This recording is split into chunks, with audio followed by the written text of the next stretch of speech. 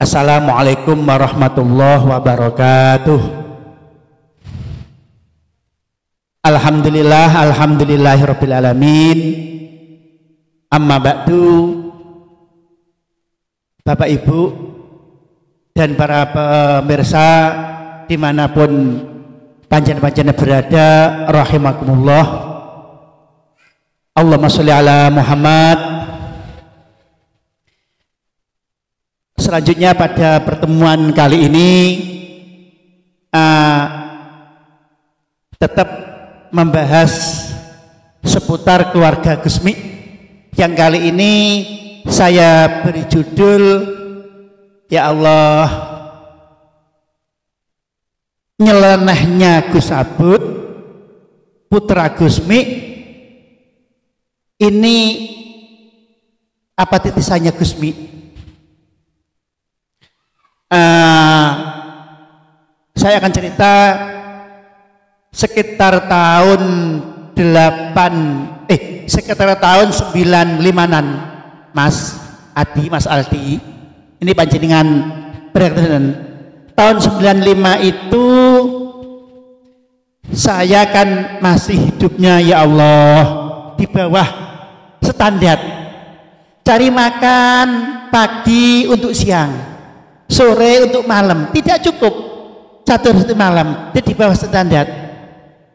Akhirnya saya bismillah, memang ya kewajiban saya memberanikan diri hidup untuk kontrak rumah 5 tahun. Pada waktu itu bertempat di Kelurahan Setonogedong, yaitu di daerah makamnya Mbah Wasil, Kota Kediri, Jawa Timur.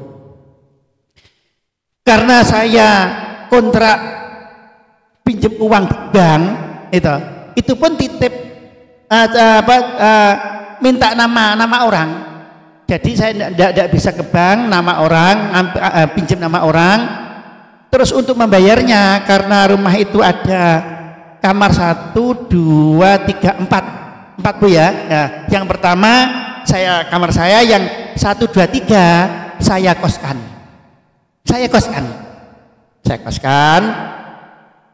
Ayu si kos Mas, long SPG kok itu jual kosmetik, jualan minuman nutrisari dan sebagainya. Memang spesial anak-anak cantik-cantik. Sukanya ke tempat saya bukan rumahnya di bawah standar kok. Sukanya itu ya karena saya dan istri saya itu menyatu dengan anak-anak kos, itu menyatu jadi satu kamar itu 2, berarti 6, kadang sampai 7, 8 yang kos tuh, sampai senengnya umpel-umpelan. Ya Allah, yang namanya putra Gusmi pada waktu itu, putra Gusmi Gus Abud kan tahun 95 masih muda, ganteng, gak kaya saiki. Terus Gus Abud belum dikawal bangser satpam, belum. Gus Abud itu masih sendirian, masih begadangan, sehingga Gus Abud itu hampir setiap hari, hampir setiap malam di rumah saya. Suka sekali rumah saya, sampai kamar pertama itu saya di depan TV, tidur di kamar saya dengan anak saya masih kecil. Wardah itu suka seneng lah.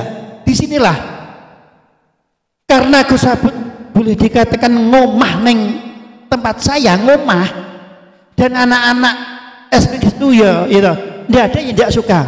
Kalau Gus Abud saya tahu memang menyelamatkan, tapi perasaannya mereka itu jak pacare uno. Jadi Mas, sampai bodoh seneng ngetik Gus Abud itu dikasih undang-undang jam 10:30 malam itu sudah tidak boleh menemui. Jadi yang punya pacar ya boleh pacaran, tapi kalau sudah setengah 11 malam udah pulang semuanya. Lah lucunya Gus Abud gak pulang-pulang toh.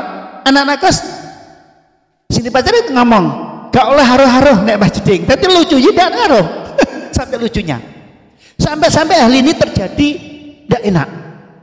Saya kan gak kaya saiki aku wis ya cara bengak wis digugu, cara sudah punya nama. Dulu saya belum, masih tahun 95 saya belum terkenal. Di kelurahan itu loh, mantau saya, aparat dari kelurahan mantau, sampai-sampai saya dipanggil terus. Kok tempat kosmu seperti ini akan saya gerbek nanti. Loh, kesalahan saya apa? Langsung tegas lurahnya. Aku ingat namanya Lurah Selamat, sudah meninggal sekarang.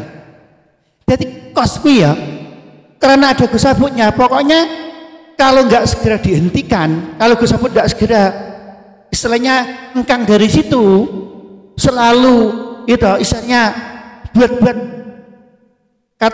namanya keonaran, nggak boleh. Wah, akhirnya aku ketakutan. Neng kelurahan apa saya ketakutan, aku cik seperti ini. Ya.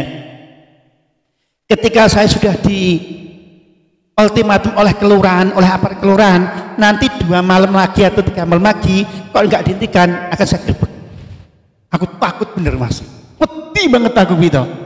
Akhirnya istriku bulis ya Allah ingat aku, Gus Bud nasi padang dengan anak perempuan itu dia nangis lah, nangis mata Gus Sabut, Gus janganlah Gus, panjenengan pulang saja Gus, panjenengan gak ada kesini sampai mana ya, ini hubungannya dengan aparat, saya takut, saya bingung, sudahlah Gus, istilahnya gak usah buat adegan begini, saya itu tidak mampu, nangis. Aku meneng Mas. Apa jawaban Gus Sabut? Subhanallah, pertanyaan yang saya ajukan, yang istri saya ajukan, jawabannya nyeleh. Bilang gini Gus Sabut, Mbak Lis, aku ingat bener, Sanusi di Jawa Tengah itu ada orang namanya ya Allah Pak Hosin. Pak Hosin itu rumahnya tingkat Mas. Jadi Pak Hosin di bawah, di atas itu posnya Gusmi. Gusmi pos di Pak Hosin Jawa Tengah di atas. Gusmi itu selalu di rumah datang-datang barmendem, datang-datang karambol, datang-datang main kartu, tidak pernah sholat, tidak pernah buat kebajikan, keonaran, sampai katanya masjid itu pegel banget dengan Gusmi. Ini loh, Mbak Lis. Akhirnya Pak Hosin selalu diberi tahu, selalu diberi ultimatum oleh pengurus masjid, kalau selalu gitu dan gitu akan saya gerbek. Apa yang terjadi? Ketika kurang berapa hari masjid itu mau mengusir Gusmi, Pak Hosin yang diperintahkan rumah Pak Hosin, Mas, subuh Gusmi akhirnya langsung saja, biasanya pulang ke tempat Pak Hosin ini enggak, langsung ke masjid, mendem itu gak keren, turane whisky ini whisky minuman topi miring tuh di separuh didekatnya ning jero kentong lo ya, kentong kan bolongan itu dimasukkan kentong, gak ditutup. Ketika wong subuhan, wah bunyi wong masjid ya, wah bunyi whisky gak karu-karuan, langsung besok malamnya pengurus masjid itu langsung ke tempat Pak Hosin. Pak Hosin bingung, ya Allah, bingung nih, dah Gusmi ada di atas, kerutuk Mas, nyerbu Gusmi di atas. Pak Hosin meneng, berapa menit loh, turun itu satu-satu, turun ini pamit dulu hilang, turun ini papeh munduk loh mau main gerbek kok kabeh turun munduk no. Begitu sudah selesai Pak Hosin ke atas, Gusmi tidur, Gusmi sare. Loh, apa tuh hubungannya kayak menu? Kok ngene tuh Gus hubungannya tuh? Alhamdulillah Mas. Besoknya saya itu ketakutan, aku melaku ke masjid.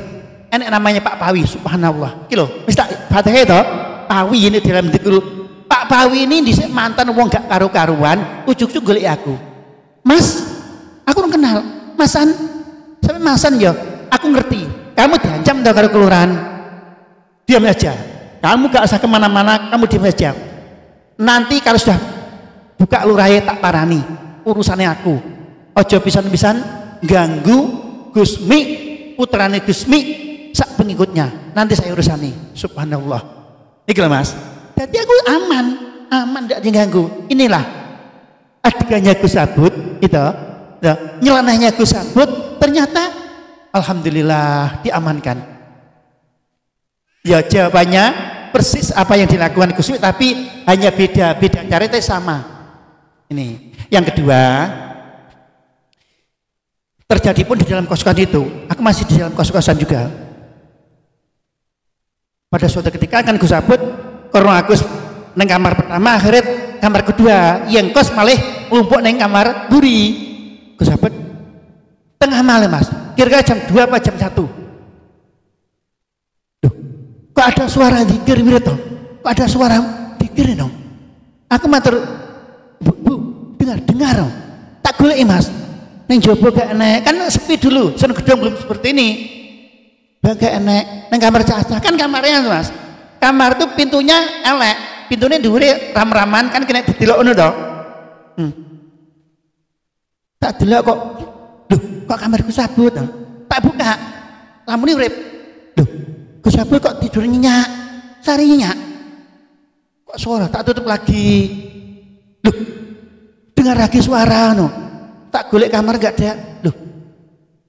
Jadi di dalam kamarnya Gus Sabut sare tidur nyenyak. Itu suara mendengung. Berzikir. Zikir wirid. Tak bangunkan istri. Lah ya dibuka suara kaya niki. Iya tak delok iki. Tak intik akhirnya Mas. Ben jajal Gus Sabut turu gak tak intik. Duh. Gleser iki. Tapi kok suara iki. Aku diam. Bertahun-tahun saya diam. Berpuluh-puluh tahun aku diam.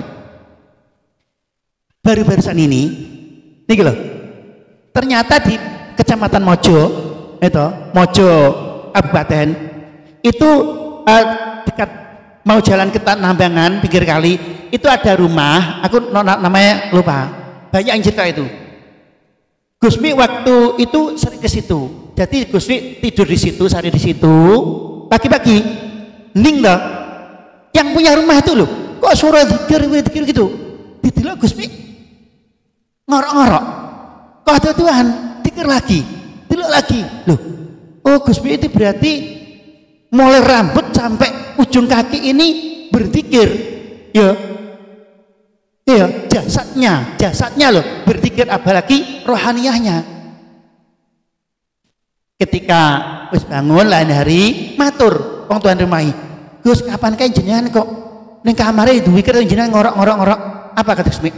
Diancam Mas, mau jeneng Pulan, hei Pulan, rahasiakno, aku terakhir hidup omahmu gak bakal kesini lagi, kan rahasiakno nek mbok ama sapa-sapa tak dongakne mati, kecuali aku wis tinggal sampean berkane gak masalah.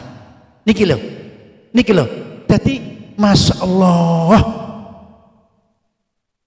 berarti kejadian yang bertahun-tahun yang ada di Serang Gedong di rumah saya Gus Mi seperti itu. Subhanallah, memang titisannya Gus Mi sang waliullah, putarannya tetap macan, putarannya tetap ampuh. Aku gak mau wali loh Mas, aku bukan wali, layak lah wali ilah wali, tidak ada yang mengenal kecuali wali itu ya. Gus Mi luar biasa. Gus Dur ngakoni toh, rambutnya Gus Mi sampai ujung kuku berzikir dan berzikir, dimanapun, kapanpun, waktu apapun tetap berzikir. Niki dipun Gus Dur. Lah, nek Gus Mi malum nggih, Gus Sabut amat luar biasa. Semoga bagi-bagi yang percaya, penderek-penderek, putra-putra Gus Mi, termasuk Gus Sabut, terutama Gus Sabut, monggo hormatilah dengan khalisan mukhlisan agar kita mendapatkan barokahnya, karomahnya dan selamat dunia akhirat. Itu saja yang saya sampaikan. Saya akhiri. Wassalamualaikum warahmatullahi wabarakatuh.